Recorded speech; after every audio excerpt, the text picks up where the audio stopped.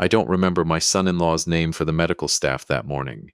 I remember his voice through the wall of the recovery room, low and pleased with itself, saying, "He's not going to need that house anymore, Ren. He's basically a filing cabinet nobody remembers to lock. By the time he's off the anesthesia, it'll already be sold." Nobody in that recovery bay moved. The monitor beside my head kept counting my heartbeat in flat green light, indifferent to what I'd just heard. A cartwheel squeaked somewhere down the hall and kept squeaking because the world doesn't stop for a man finding out his own family has already decided what he's worth. I lay there with a tube taped to the back of my hand and understood, in the space of maybe 4 seconds, that to my daughter's husband I was no longer a person. I was a drawer that hadn't been emptied yet. If you're watching this, tell me where in the world you're listening from, and subscribe if you want to see exactly how a 64-year-old man with a chest full of fresh stitches took back everything they thought they'd already spent. My name is Walter Hensley. For 32 years, I examined property titles and chains of ownership for Cuyahoga County, the last 11 of them running the fraud review desk, the department that exists specifically to catch people who think a signature is the same thing as the truth. I found forged deeds, invented heirs, quitclaims signed by men who'd been dead for a decade. My late wife Eleanor used to say I could smell a bad document the way other men smell rain coming. I raised one daughter, paid for her wedding outright and her graduate degree in installments, and buried my wife 3 years ago in a plot I'd already paid for 20 years before that, because Eleanor liked to plan ahead, and I liked to make sure her plans came true. That morning I was on a table getting a triple bypass, and while a surgeon had my chest open, somebody else was opening my house. I hadn't planned to hear any of it. The nurse had propped the door because the air conditioning in that wing ran hot, and Trevor Cross, my son-in-law, 36 years old, forever between real estate ventures, had stepped just outside it to take a call he clearly believed I was too sedated to overhear. I wasn't. I was groggy, and my chest ached with every breath like someone was sitting on it, but I was awake, and I have spent 3 decades of my professional life listening for exactly the tone of voice he was using. Satisfied. Efficient. The tone of a man closing a deal. I want to be honest about something before I go any further, because a story like this only works if you trust the man telling it. I am not a hero. I did not leap out of that hospital bed and confront him. I did something worse, if you want to call it that. I lay perfectly still, closed my eyes, and let him believe I hadn't heard a word. Panic has never once served me. In 32 years of catching liars for a living, I learned that the moment you let someone see you're afraid, they stop being careless. They start covering their tracks. The only advantage I had lying in that bed, wired to a machine that was tracking whether my own heart was still willing to keep going, was that Trevor believed I was unconscious, confused, and finished. So I let him believe it a little longer. There's a thing nobody warns you about surgery, and it isn't the pain. It's the hour afterward when a nurse leans over you with a clipboard and asks, gently, "Is there anyone I should call to let them know how it went?" I stared at the ceiling tile above my bed, and I did not answer her right away. My hand didn't move toward the call button on the rail. It sat there instead, and I told her quietly that I'd make the calls myself once I was steadier. That wasn't pride. It was that the last time a nurse asked me that question in that exact tone, in that exact wing of that exact hospital, it was 3 years ago, and the person we were calling about was already gone. I have walked past the doors to the cardiac ICU 100 times since Eleanor died without once looking at the number on them. I looked at it that morning, and I looked away, and the nurse didn't ask again. By early afternoon, I was alert enough to ask for my phone. It had 19 missed calls and 40-some texts, almost none of them from Melissa, my daughter. Most were from a moving company confirming a Saturday slot, a locksmith confirming a rekey, and a real estate agent named Renata Kessler asking whether the seller's disclosure had been signed yet. I read that last one 3 times. Seller's disclosure. Sold implies a seller, and I hadn't sold anything. I called Melissa first. It rang twice and went to voicemail, which told me she was screening. I didn't leave a message. I have interviewed enough people who were hiding something to know that silence on your end makes them call back faster than any accusation would. She called back 4 minutes later. Dad. Her voice had that particular brightness people put on when they're rehearsing a lie in real time. How did the surgery go? Are you okay? I wanted to be there. I really did. It's just Poppy had a thing at daycare and… Melissa, I said. Why is a mover confirming an appointment at my house? The silence on the line lasted exactly long enough to tell me everything. Then Trevor's voice came on instead of hers, smooth, already talking over whatever she might have said. Walter. Hey. Glad you're awake, buddy. That's great news. Listen, we didn't want to stress you out before the operation, so we held off telling you, but we've been handling some things for you, getting your affairs simplified.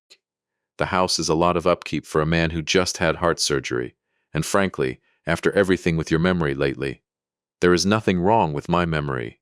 You forgot Poppy's birthday in March, he said gently, the way you'd correct a child. You've been calling Melissa by her mother's name. We talked to your cardiologist. Stress like this at your age, after a loss like Eleanor's, it does things to a man's mind. We're not trying to hurt you, Walter. We're trying to protect you before something worse happens. I want you to sit with that sentence for a moment, because it is the sentence that changed everything for me. Not the theft. Theft I could have forgiven eventually, the way you forgive a desperate man for a desperate act. What I could not forgive, lying in that bed with my own heart still learning how to beat again, was a 36-year-old man deciding, out loud, with total confidence, that my dead wife's name coming out of my mouth was a symptom instead of a habit of love that 39 years of marriage had carved into me. I have said Eleanor's name by accident more times than I can count since she died. It has never once been because I forgot who my daughter was. It is because some nights I still turn to tell her something before I remember there's no one there to tell. I didn't correct him. I asked him, calmly, what exactly he meant by handling things. We found the paperwork from when you had power of attorney set up, back after your first cardiac scare a couple years ago, he said. Melissa's your daughter. It made sense for her to step in. We got the house listed, and honestly, Walter, we already have a cash buyer lined up who wants to close fast. This works out for everyone. You'll have money for whatever care you need, and you and Poppy can be closer. Come live with us. No more big empty house rattling around by yourself. I had signed a temporary power of attorney 18 months earlier, before a stress test that turned out clean, at Melissa's request, because she'd been anxious, and I hadn't wanted to argue with her the week before a scary appointment. It had a 60-day expiration written into it in my own handwriting, because I have never in my career signed a legal document without building in the failsafe. I'd have insisted a stranger include. That document had expired 14 months ago. Whatever paper Trevor was holding, it wasn't that one. Or it was that one with the date altered, and either way I now knew exactly what kind of fight I was in. Send me a copy, I said. For my records. Of course. Get some rest, okay? We'll come by tomorrow and talk it through properly. The line went dead before I could answer, which told me he had no intention of ever calling again on his own terms. I want to tell you what I did next, because it is the only part of that day I'm genuinely proud of. I did not call the police. A domestic property dispute involving a signature that might be forged, reported by a man recovering from open-heart surgery who admits he occasionally uses his late wife's name. That report gets filed and forgotten by a desk sergeant in under 10 minutes. I needed something a patrol officer couldn't touch. I needed the one weapon Trevor Cross had no idea I was still holding 32 years after retirement. I still knew exactly how a chain of title works, and exactly how thin the ice is under anyone who tries to move real property faster than the law was built to let them. I called my attorney, a woman named Renata. No relation to Trevor's Renata. An irony that would matter more later than I could have guessed. No, let me correct that. And I'll be precise here because precision is the entire architecture of this story. My attorney's name is Dolores Ahn, a former assistant county prosecutor I'd worked alongside for a decade before she went into private elder law practice, specifically because she'd watched enough cases like this one cross her desk to build a career defending against them. I got her voicemail and left 4 words. Dolores. It's happening. Walter. She called back within the hour, which is the kind of thing that happens when you've spent a career being the person other people call in an emergency, and it comes back to you exactly once when you need it most. Tell me everything, she said, and I did, in the flat, itemized way I used to give testimony, because emotion clouds a timeline, and I needed the timeline clean. She listened without interrupting until I was finished, and then she said something I have not stopped thinking about since. Walter, does Melissa know what he's using to authorize this? I told her I didn't know. And that, more than anything Trevor had said, was the thing that actually frightened me. Not whether my daughter had helped steal from me, whether she'd let it happen without knowing she was letting anything happen at all. They discharged me 2 days later, against the recommendation of a cardiologist who wanted another 48 hours of monitoring, because I told him, honestly, that staying in that hospital bed while my life was dismantled 17 minutes away was doing more damage to my heart than walking out early ever could. Dolores picked me up herself. She didn't drive me home. She drove me straight to her office, because by then she'd already pulled the county recorder's database, a courtesy the current staff still extended her, and by extension, me, since half of them had trained under my old department, and what she'd found waiting there made her cancel her afternoon. The house Eleanor and I bought in 1994, paid off in full 9 years ago. The house where Melissa took her first steps in the kitchen, and where Eleanor died in the front bedroom with the morning light coming through the window she'd always loved, had a new deed recorded 2 days after my surgery. Buyer of record, a limited liability company called Larkspur Holdings, formed 11 days before my operation. Purchase price, $310,000 cash, on a property Dolores herself estimated, without even trying hard. At closer to 540, the seller of record was me. My signature was on it. It was not my signature, not the one I have used every day for 40 years, the one with the flourish under the H that Eleanor used to tease me about. But it was close, close enough to fool a county clerk moving through a stack of routine filings. Not close enough to fool the man who spent 3 decades of his life training clerks to catch exactly that kind of forgery. Whoever forged this had access to a real sample of your signature, Dolores said, turning her monitor toward me. Not a photocopy. Something with pressure and rhythm they could study. Do you keep signed documents anywhere in the house Melissa or Trevor would have had access to? I thought about my study, the filing cabinet where I kept 30 years of canceled checks out of a habit I'd never broken, and the small metal box on the closet shelf where I kept the handful of documents that actually mattered. Eleanor's will, the original deed, the 60-day power of attorney with its expiration date circled twice in red ink, the way I circle anything I intend for someone to actually read. I told Dolores about the box. When's the last time you looked inside it? I honestly couldn't remember, which meant Trevor, or Melissa, or both, could have been in that box for months before I ever noticed anything missing, copying a signature at their leisure, waiting for the one moment my guard would be down far enough to move. That moment turned out to be a surgeon's scalpel. Dolores's office phone rang while we were still sitting there, and she answered it on the second ring out of habit, already halfway back into whatever she'd been doing before I called her that morning. I watched her face change in real time, not dramatically. She'd built too much of a career keeping her face still for that, but enough that I sat up straighter in my chair. She held up one finger to me, listened another 10 seconds, and then said, slowly and carefully, into the receiver, "Can you say that name again?" She put the call on speaker. "Hensley," a man's voice said, careful, like he was testing weight on a floor he wasn't sure would hold him. "Walter Hensley. That's the name on the prior deed for this file. I need to know if that's a common name in this county or if it's who I think it is.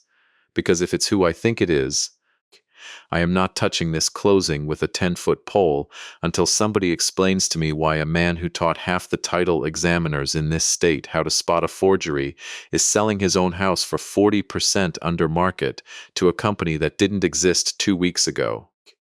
Dolores looked at me across the desk, and for the first time since I'd woken up in that recovery room to the sound of my son-in-law calling me a filing cabinet, I felt something loosen in my chest that had nothing to do with the stitches. "This is Walter," I said. "Who am I speaking with?" There was a pause on the line and then a short, disbelieving laugh. "Mr. Hensley, it's Marcus Webb. You probably don't remember me. 22 years ago, you sat across the table from my father and told him, calm as anything, that the man trying to take our family's restaurant through a fake tax lien was going to prison, and you personally walked the paperwork through every department until it stuck. I was 14. I watched you save the only thing my parents owned in this country. I own a title company now, Mr. Hensley.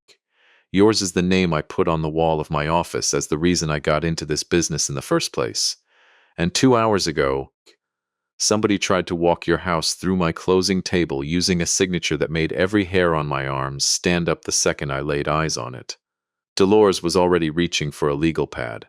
I sat very still, the way I used to sit across from a man who thought he'd gotten away with something, letting him finish talking before I said a single word back.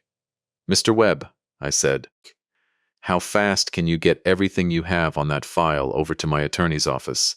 Because I think you and I are about to become very good friends." He said he could have it there within the hour. And he did. And that folder, bank wire instructions, the LLC formation documents, the forged signature page blown up to 8 times its original size, so every tremor and hesitation in the pen stroke stood out under the light, became the first brick in a wall I intended to build so high that nobody standing behind it would ever see daylight again. I hadn't told Melissa I was out of the hospital yet. Dolores thought that was wise, I agreed. There is a version of this story where I called my daughter that same afternoon, told her everything I knew, and gave her the chance to come clean before it went any further. I have asked myself many times since whether that would have been the kinder path, but I had spent 32 years learning exactly one lesson above all the others, and it is this: the moment a person realizes you know what they've done, they stop being careless, and careless people are the only kind who ever get caught cleanly. I needed one more day of them believing I was still an old man in a hospital bed, too dazed and too weak to notice his own house had been sold out from under him. So instead of calling my daughter, I asked Marcus Webb one more question before he hung up. I asked him whether Larkspur Holdings had scheduled anything else, whether there was a second closing, a next step, some event where Trevor Cross intended to stand in front of other people and prove to the world that everything he'd done had worked. There was a pause on the line while he checked something. "Funny you ask," he said.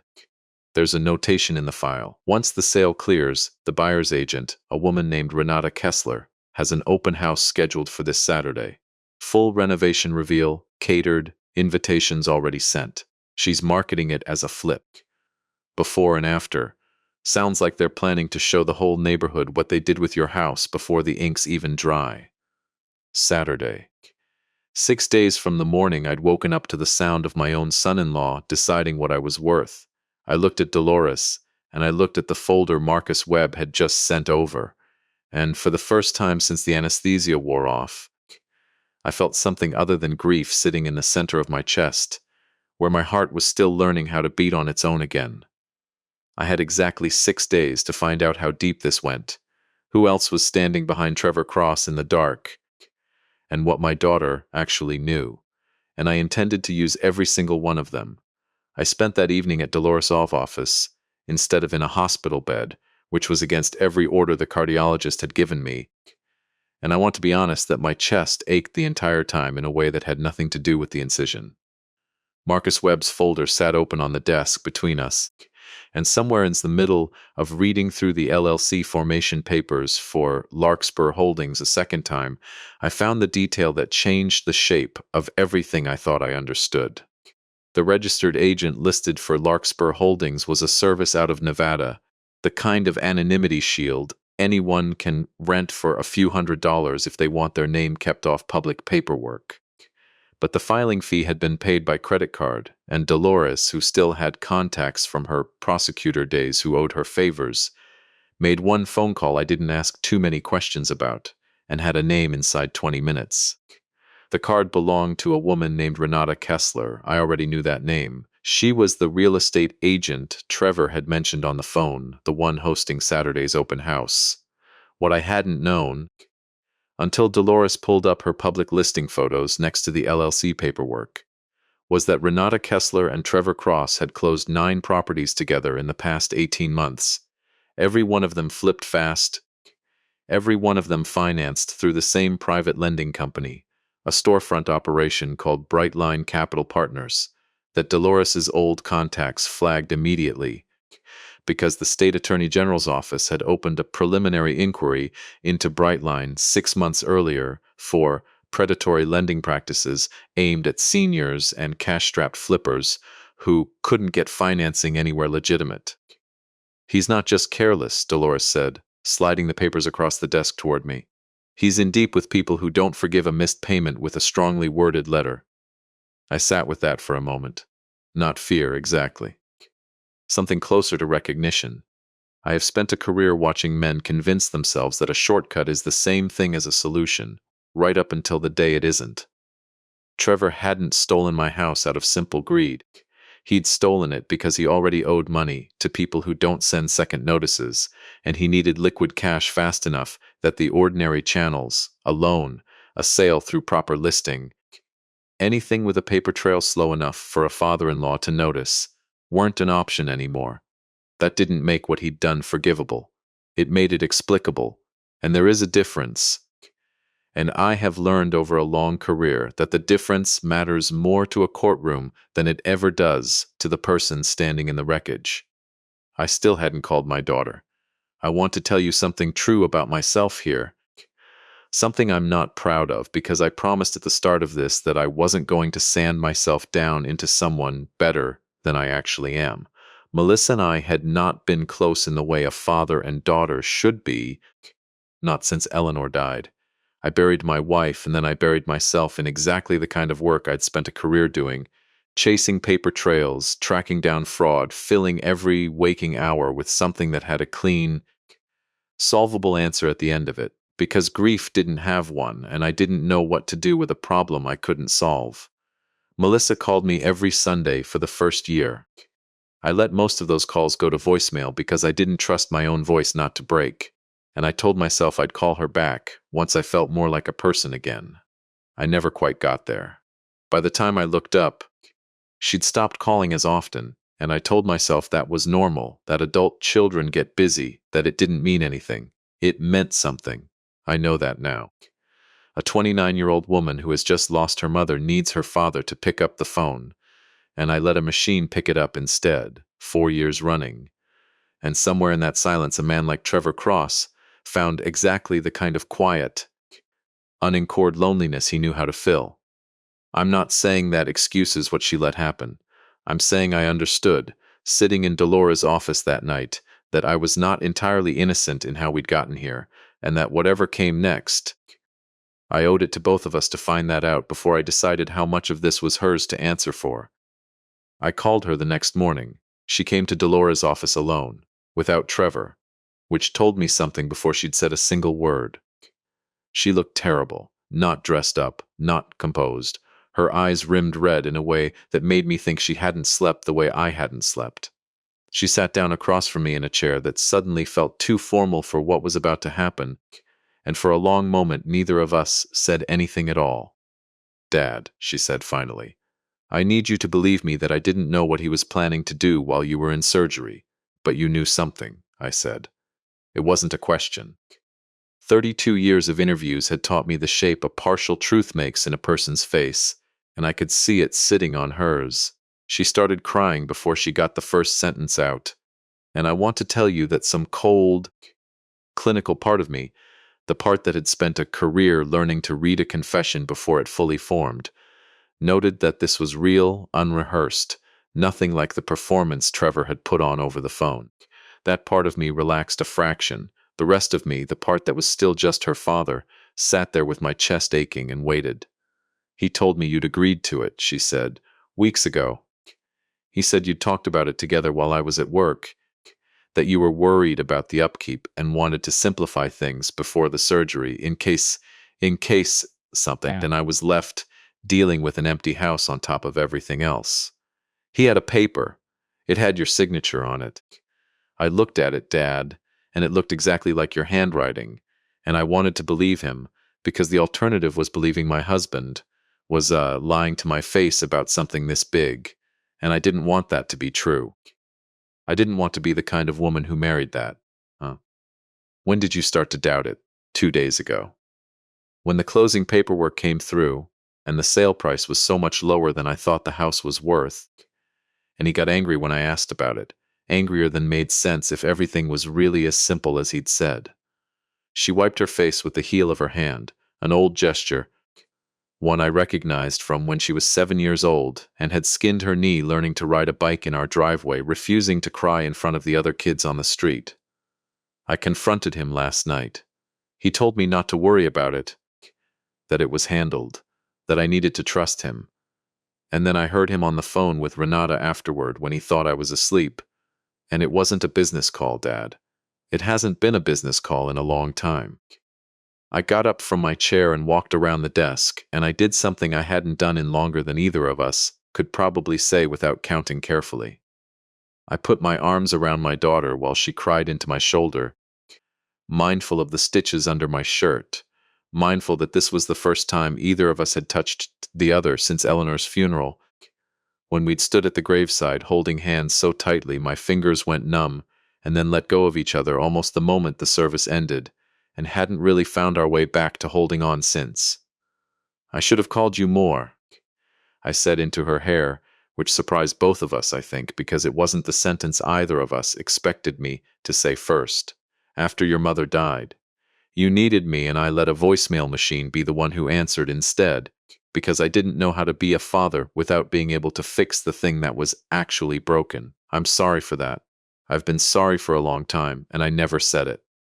She didn't answer right away. She just held on, and I let her, and Dolores, to her enormous credit, found a reason to step out of her own office and give us 5 minutes that belonged to no one but us.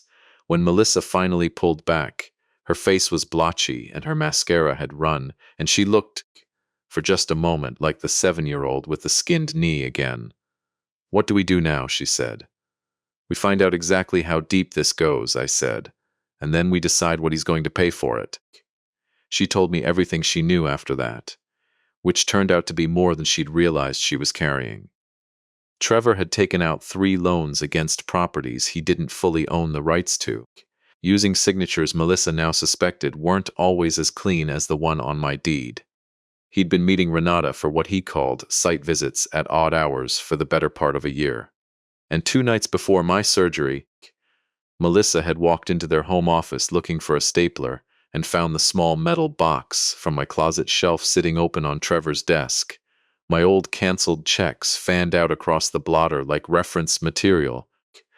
And when she'd asked him what he was doing with her father's private papers, he'd told her he was helping me organize my finances before the operation, in case the worst happened on the table, and she'd believed him, because believing the alternative meant admitting she'd married a man capable of what she was only now starting to understand he was capable of. That was the box that confirmed the forgery, confirmed the access, confirmed the timeline. But it also told me something else, something that made my chest tighten in a way that had nothing to do with cardiac stitches. If that box had been sitting open on his desk, then Trevor had also had access to something else I kept inside it, something I hadn't thought about in the chaos of the last 5 days, because grief has a way of making you forget the things that matter most until you need them. Eleanor had written me a letter the month before she died. She'd been too weak by then to hide it well, and I'd found her working on it in bed one afternoon and asked what it was, and she'd smiled the way she always smiled when she was keeping something from me for my own good, and told me it wasn't finished yet, and that I wasn't allowed to read it until she said so. She finished it 11 days before she died. She sealed it in an envelope, wrote my name on the front in the handwriting I'd know anywhere on earth, and told me to put it in the box with the important papers and not open it until I actually needed to. I never asked her what needed to meant. I'd been too afraid of the answer. I had opened that box exactly twice in 3 years, both times to retrieve something specific for an appointment, and both times I had made myself look away from the envelope with my name on it, because I wasn't ready, and I told myself there was no hurry, because grief also tells you there's no hurry, right up until there suddenly is. Was the envelope still there? I asked Melissa. White, my name on the front, in your mother's handwriting. She nodded slowly. It was under the checks. He didn't touch it. I don't think he even noticed it, honestly. He was too focused on finding your signature. I let out a breath I hadn't realized I was holding. We spent the rest of that day building what Dolores called, without irony, a paper cage, not evidence gathered by breaking into anything, nothing hacked, nothing taken that wasn't freely given or already a matter of public record, because Dolores was adamant on that point, and I agreed with her completely. Marcus Webb voluntarily handed over everything in his closing file because he had every legal right to flag a suspicious transaction crossing his own desk. The state attorney general's office, once Dolores made a formal call referencing the existing Brightline Capital inquiry, opened a supplemental file of their own, because a public agency investigating a lender is entitled to follow leads that walk in through the front door. A former colleague of mine, still working the recorder's office, pulled the full history of every property Trevor and Renata had flipped together over the last 2 years. Because property records are public and she was simply doing her job faster than a stranger off the street could have. None of it required me to be anything other than exactly what I already was. A retired examiner who still knew precisely which doors were open to the public and which ones weren't, and who never once tried to walk through the ones that were locked. What we found, laid out across Dolores' conference table by Thursday afternoon, was a pattern 11 months long. Trevor and Renata had been running the same play repeatedly. Identify a vulnerable seller, usually elderly, usually recently widowed or recovering from a health crisis, secure a signature through whatever means necessary, flip the property fast through a shell LLC, and use the proceeds to service a mounting debt to Brightline Capital that had grown, according to the loan documents Dolores' contact had flagged, to just under $400,000. My house wasn't a one-time desperate act. It was the 8th time. It was simply the first time the buyer's desk had my name written on the wall of his office, as the reason he'd gotten into the business in the first place. Poppy came by Dolores' office on Thursday evening, when Melissa picked me up to drive me home to her house, since Dolores had insisted I not go back to an empty condo alone with my chest still healing. My granddaughter is 5 years old, and she does not yet understand the difference between a house and a home, which is, I've come to think, the only sensible way to understand it. She climbed into my lap in the back seat of Melissa's car, careful the way small children sometimes surprise you by being careful, mindful of my bandages, without needing to be told twice, and she asked me why Grandpa's house had a different family living in it now, when she drove past it that afternoon with her mother. I didn't have a good answer for a 5-year-old. I told her some grown-ups make mistakes, and some grown-ups are working very hard to fix them, and that houses matter less than the people who love each other inside them. She considered that with the total seriousness only a child can bring to a sentence, and then she said, "But Grandma planted the rose bush by the mailbox. Is the new family going to take care of it?" I didn't answer her right away. I don't think I could have, even if I'd tried. Renata Kessler's open house was scheduled for Saturday at 2 in the afternoon. Invitations had gone out to what Marcus Webb's contact described as half the real estate agents and half the potential investors in 3 counties, because Renata had built her business on exactly this kind of spectacle: the dramatic reveal, the before and after photographs, the champagne poured in a kitchen someone else used to make their children's birthday cakes in. Dolores confirmed with the Attorney General's investigator, a careful, unhurried woman named Priya Ose, that the office could have a subpoena for the full Brightline lending file ready by Friday evening, and that Ose herself intended to be present Saturday quietly, to observe rather than intervene, because a premature arrest before the paper trail was fully documented could give a competent defense attorney room to argue entrapment or incomplete evidence. Everyone involved wanted this done cleanly. Everyone involved, except perhaps me, wanted it done quietly. I wanted it done in front of every single person Trevor Cross had ever tried to impress, Friday night, I sat alone at Melissa's kitchen table after Poppy had gone to bed, and I finally opened the envelope Eleanor had left in the metal box 3 years earlier. My hands weren't entirely steady, and it had nothing to do with the surgery. Her handwriting filled 2 pages, front and back, in the small, precise script she'd used for grocery lists and birthday cards for 39 years. She wrote about the house, how she'd never wanted anything grand, only a place that held our family the way she'd hoped it would, and how she worried, even then, about what would happen to that house, and to Melissa once she was gone. She worried Melissa was too eager to be loved, too quick to hand over trust to people who hadn't earned it.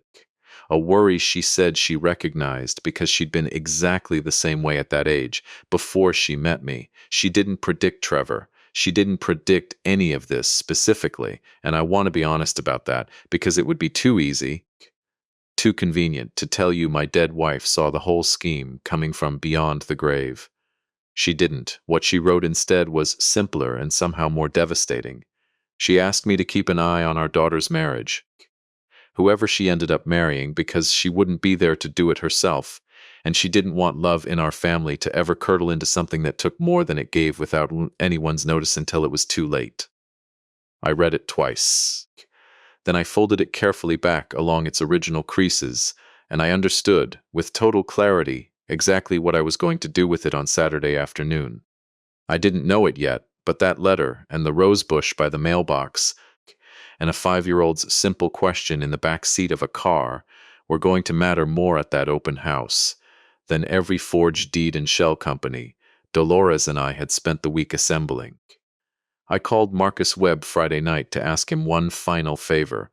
I called Priya Ose to confirm exactly what she could and couldn't authorize me to say publicly and what needed to stay between the Attorney General's office and a judge.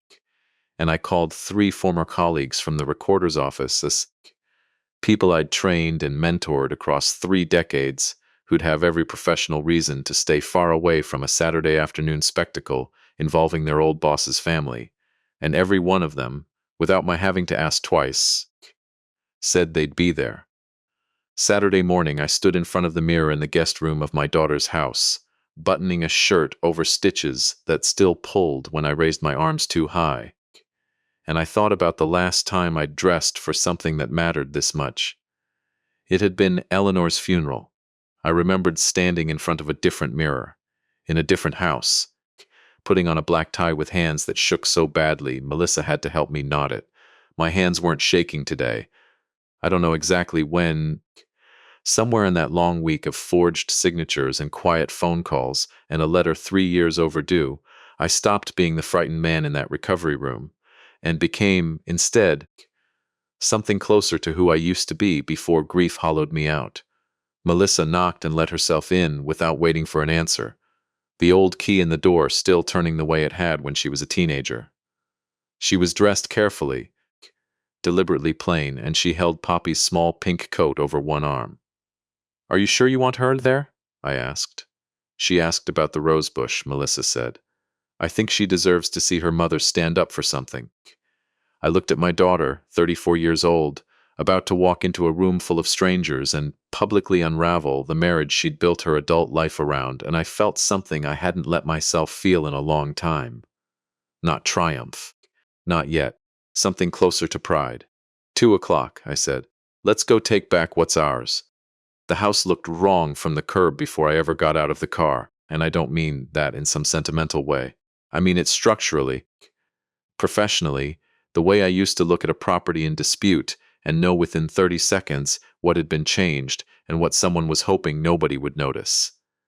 The old porch railings Eleanor had painted white every 3rd summer were gone, replaced with black iron that photographed well and meant nothing. The rose bush by the mailbox, the one she'd planted the spring after we bought the place, had been pulled and replaced with a row of ornamental grass, tasteful and generic and utterly without memory. There was a sandwich board at the end of the driveway with a professional photograph of the renovated kitchen and the words "Open House," "Cash Buyers Welcome" in a clean sans serif font, and underneath it, smaller, a company name. Kessler and Cross Property Group. Dolores parked 2 houses down, close enough to watch the front door, far enough that we weren't the first thing anyone noticed pulling up. Marcus Webb was already there, in a car of his own, along the opposite curb, and when I caught his eye through the windshield, he gave me the smallest nod, the kind two professionals give each other before a piece of complicated work begins. Priya Osi from the Attorney General's office had positioned herself near the caterer's van, dressed plainly enough to pass for a guest, a folder tucked under one arm that I suspected held more paper than anyone at that party could imagine. My three former colleagues stood together near the sidewalk, not making a scene, just present, the way people show up for a funeral without needing to be asked twice. Inside, through the wide front windows, Eleanor had always loved for the morning light. I could see close to 60 people moving through my own living room with glasses of champagne in their hands, admiring crown molding that had cost, according to the file Dolores had pulled, just under $4,000, a fraction of what they were about to try to sell that house for on the open market once the ink on my forced sale had fully dried. Melissa held Poppy's hand and walked in first, because we'd agreed it would look strange for her to arrive any other way, still married, still supposedly part of the celebration. I gave them a 2-minute head start. Then I walked up my own front path for what I understood, with total clarity, might be the last time I ever did, and I let myself in through a door I no longer had a key to, because nobody stops a well-dressed 64-year-old man from walking into an open house. That's the entire design of an open house. The door is meant to be open to anyone. Trevor saw me first. He was standing near the kitchen island. My kitchen island, the one Eleanor had picked out over 3 separate weekend trips to a showroom, now resurfaced in a quartz that didn't suit the room half as well as she'd have told him, with a glass of champagne in one hand, and Renata Kessler close beside him, close in a way that had nothing to do with professional courtesy. The color left his face the moment our eyes met. I watched him set the glass down too fast, some of it slopping over the rim onto the counter, and I watched the room's easy chatter start to falter in a ring outward from where he stood, the way water goes still when something disturbs it from beneath. Walter. He said my name like a man discovering a structural crack in a building he'd just finished selling. You should be resting. You just had major surgery. You shouldn't be out and about like this. Let's step outside and talk. I'd rather talk here, I said, since everyone's already gathered. I want to tell you I planned a long speech, something eloquent and cutting, the kind of thing you'd expect from a man who spent a career building airtight cases. I didn't. What I actually said, standing in my own living room in front of 60 strangers holding champagne meant to celebrate the theft of my life, was simpler than that. My name is Walter Hensley, I said, loud enough to carry to the back of the room where a caterer had stopped mid-pour to watch. I bought this house in 1994. My wife Eleanor died in the front bedroom 3 years ago, in a bed that used to sit exactly where that sofa is standing now. 5 days ago, while I was on an operating table having a triple bypass, my son-in-law forged my signature and sold this house out from under me for $200,000 less than it's worth, to a company he set up with the woman standing next to him, using money he owes to a predatory lender currently under state investigation for exactly this kind of scheme. The silence that followed had a texture to it, a specific weight I recognized from 30 years of watching a room realize, all at once, that the ground under a pleasant afternoon had just opened up. Somewhere near the back, a woman I didn't recognize said quietly, "Oh my God," and nobody shushed her. "That's not, Walter, that's not what happened. You're confused. This is exactly the kind of episode we've been worried about." Trevor's voice had climbed half an octave, and I watched 3 people near him take an instinctive step back, the way a room does when it senses. A man is about to say something he can't take back. He said it anyway. "You want to talk about confused? Eleanor's been dead 3 years, and you still can't say your own daughter's name right half the time. Maybe if you'd actually been present as a father instead of hiding in your files for 3 years, none of us would be standing here. I did what I had to do to protect this family, because God knows you weren't doing it." Eleanor would have wanted her legacy protected by someone who was actually paying attention. There it was. He'd said it, invoked my wife's name, my wife's memory, to justify what he'd done, in front of the exact room he'd assembled to admire his own success. I felt something go very still and very clear inside my chest, clearer than anything I'd felt since the anesthesia wore off. "You're right that I failed my daughter," I said, and I meant it, and I watched Melissa's face crumple slightly at the honesty in it. "I let grief take 4 years I should have spent being her father, and I'm not proud of that, and I've told her so. But you don't get to use my wife's memory as a shield for forgery, Trevor. You didn't protect this family, you robbed it. And you did it while I was unconscious on a table, which is either the most cowardly thing I've ever heard of, or the most efficient, and I genuinely can't decide which." "This is insane," Renata cut in, stepping forward, all cool composure and expensive blazer, clearly the more practiced liar of the two. "Mr. Hensley, I understand you're upset, but this transaction was completed through entirely legal channels, with documentation.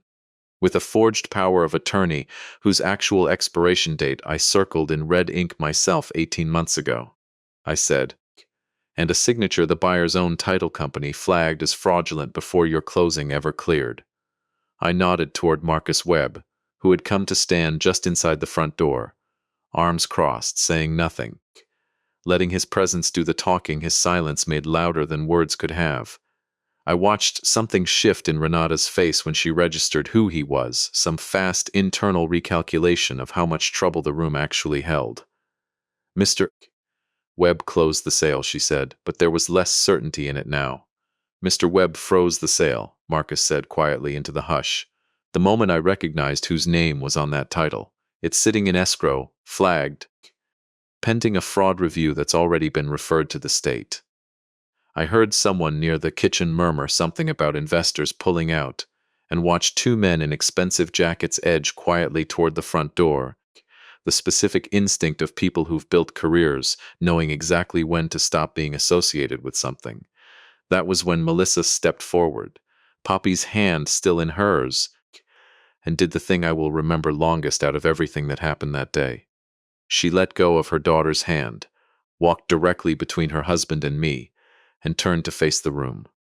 "I'm his daughter," she said, her voice shaking but not breaking, "and I want everyone here to know that I found out 4 days ago what my husband did while my father was in surgery, and I have spent every single day since then helping put together the evidence that's going to be handed to the Attorney General's office this week. I am not standing here to defend him. I'm standing here because I let this happen by trusting a man who used my own vulnerability to get access to my father's private papers, and I am done being silent about it." Trevor stared at her like she'd struck him. "Melissa, what are you doing?" "I'm doing what I should have done the first time I found your hands in my father's private box," she said, and her voice finally cracked, but she didn't stop. "I loved you. I still don't fully understand how you could look me in the eye every single day for 3 years while doing this. But I'm not going to raise our daughter to think silence is the same thing as loyalty. I already made that mistake with my own father, and it cost us 3 years we're never getting back.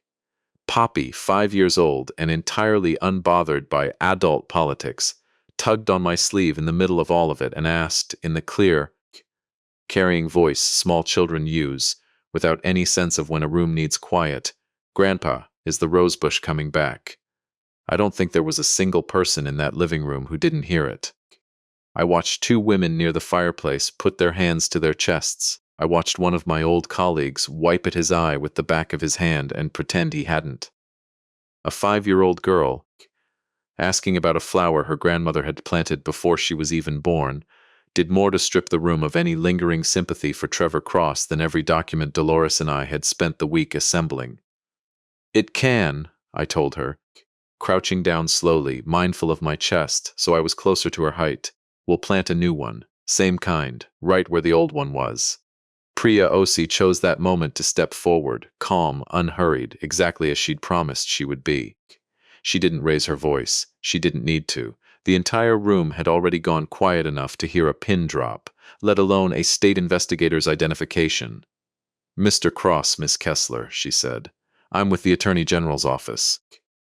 We've had an open inquiry into Brightline Capital Partners for 6 months, and the documentation Mr. Hensley's attorney submitted this week ties this transaction, and at least 7 others involving your names, directly into that investigation. I'd like both of you to come with me to discuss this somewhere more private, effective immediately. She didn't handcuff anyone in my living room. There was no need for theater at that point. The room had already delivered its own verdict, in the specific silence of 60 people who'd come for champagne and canapes, and were instead quietly setting down their glasses and reaching for their coats. I watched Trevor's face go through something I can only describe as arithmetic, calculating in real time exactly how much of his carefully built life had just come apart in under 10 minutes, in front of every investor and colleague he'd ever tried to impress. Renata was the one who broke first, oddly enough, not Trevor. She turned to him, voice low but not low enough, and said, "You told me the power of attorney was current.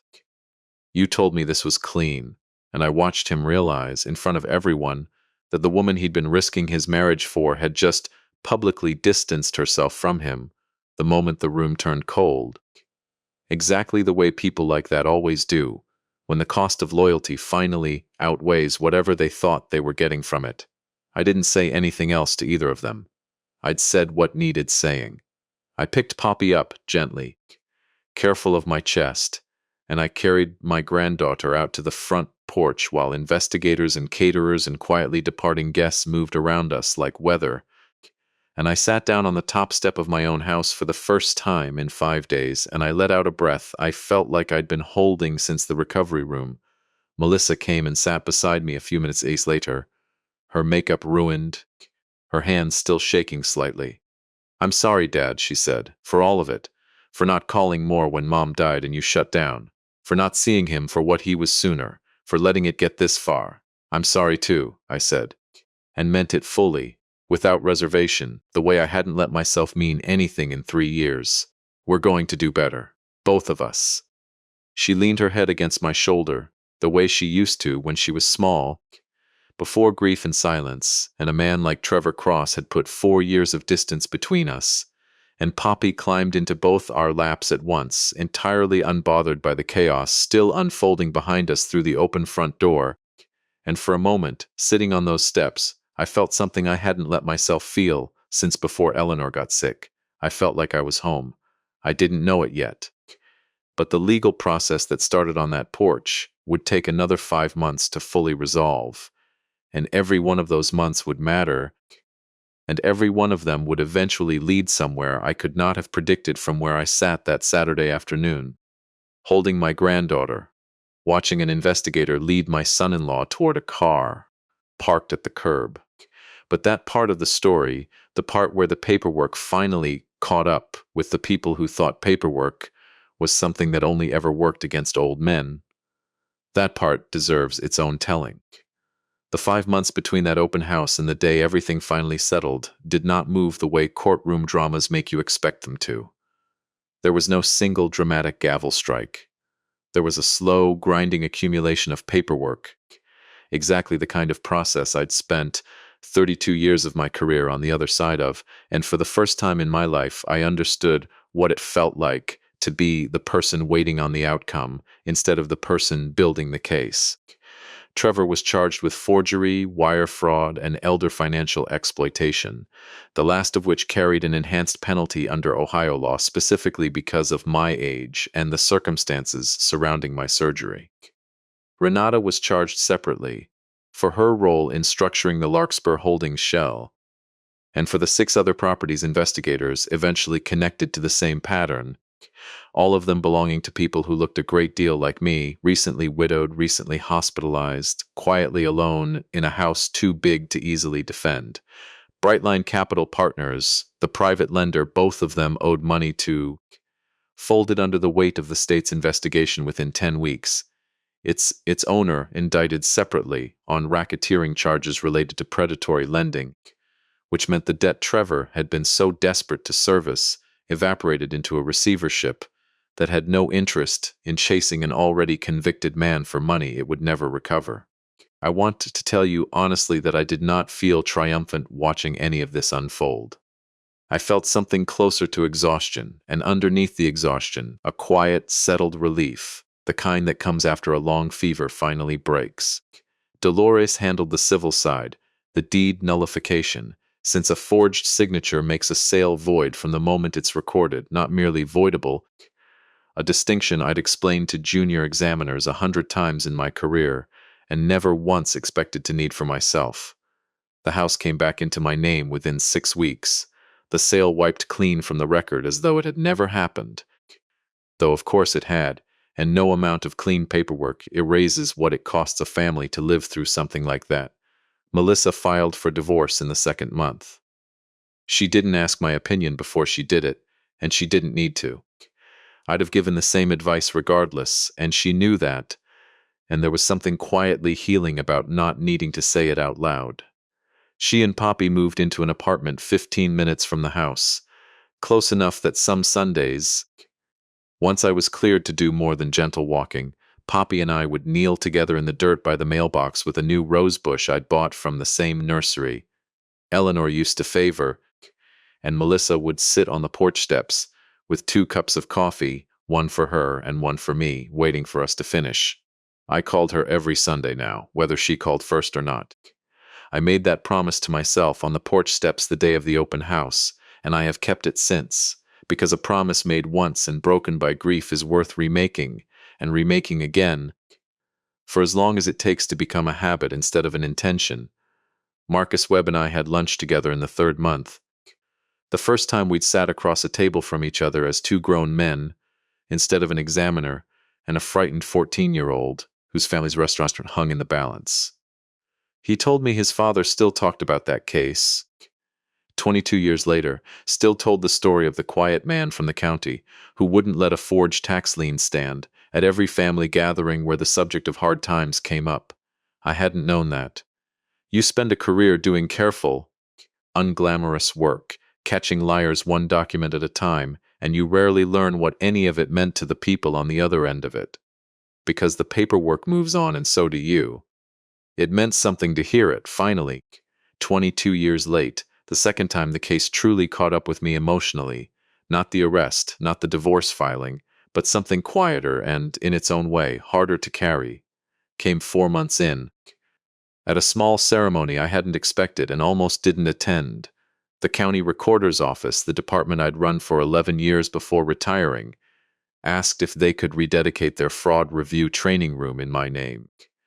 I told the current director it wasn't necessary, that I hadn't done anything in this case that any competent examiner shouldn't have been able to do, and she told me, gently but firmly, that competence wasn't actually the rare thing they were honoring. What was rare, she said, was a man who'd spent 32 years building a system to protect strangers from exactly the kind of theft that had then been turned against his own family, and who'd trusted that system enough to use it correctly even when every instinct in him must have wanted to burn the whole thing down and handle it some other way. I stood in that small conference room, the same room where I'd trained 3 decades of examiners how to spot the tremor in a forged signature, surrounded by former colleagues, my daughter, my granddaughter fidgeting in a folding chair beside her, and Dolores standing near the back with her arms crossed and something suspiciously close to pride on her face. And I said the only thing that felt honest to say. A house is just a structure until someone decides to defend it, I told them. What we actually protect, every time we catch a forged deed or a fraudulent transfer, isn't the property. It's the promise a person made to build a life inside it, and to whoever they built it with. I lost my wife 3 years ago, and for a long time after that, I forgot the second part of that promise applies to the living too, not just the dead. I let my daughter go quiet on me, because grief made me easier to leave alone than to reach for. That's on me, and I've said so to her, and I'll keep saying it for as long as it takes to make up the distance. What I found, going through all of this, wasn't just a way to get my house back. It was a reminder that the paperwork was never actually the point. The people are. Poppy, 5 years old and utterly unimpressed by ceremony, chose that exact moment to ask. In a whisper, her mother's mortified shushing did nothing to quiet. Whether there would be cake after, and the entire room laughed, and I laughed too, harder than I had and longer than I could remember, and it felt like something in my chest finally settled all the way down, past the stitches, into whatever was left underneath them. I never opened Eleanor's letter again after that first night at Melissa's kitchen table. I didn't need to. I'd read it enough times that week to know it by memory, and I understood, finally, what she'd meant by telling me to keep it until I actually needed it. She hadn't written it to warn me about a specific danger. She'd written it to remind me, whenever the day came that I needed reminding, that love in a family isn't something you inherit and then leave alone to take care of itself. It's something you keep tending, the way she tended that rose bush year after year, whether or not anyone was watching, because the tending is the whole point, and the flowers are just what happens when you don't stop. I have one appointment left to tell you about, because it's the one that finally closed the circle this whole story opened with. A year to the day after my surgery, I went back to that same hospital for a routine cardiology follow-up. The kind of appointment that used to fill me with a low, specific dread every time it came around on the calendar. I sat in the same kind of waiting room in the same kind of paper gown, and a nurse came in to check my vitals and asked, out of simple routine, whether I had anyone with me that day, anyone she should update once the results came back. A year earlier, I hadn't answered that question.